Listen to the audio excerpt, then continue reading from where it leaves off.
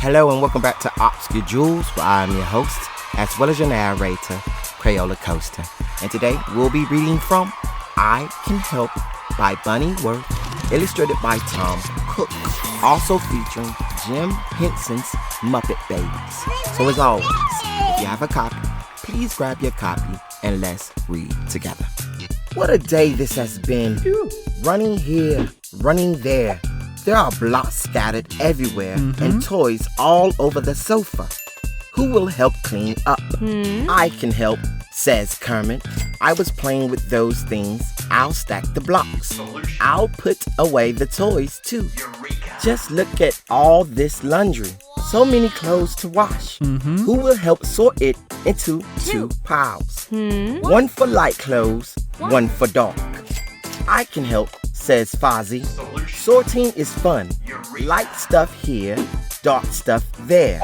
Snack time is over, and my, was it yummy. But what is this? There are crumbs on the floor, underneath this chair. Who will help clean them up? I can help, says Piggy. I'll sweep up the crumbs with my little broom and dustpan. There's a fire truck on the stairs. There's a bicycle blocking the hallway. There's trash that needs sorting. There's a tired nanny who needs to take a little rest. Who will help? I can help, says Ralph. I'll put the fire truck away in the toy box. I'll park my bike in the corner, says Skeeter. I'll sort the trash, says Scooter. Plastic here, newspapers there. And we'll all play quietly by ourselves so Nanny can get some rest, says Kermit. The sun has set. The day is almost over.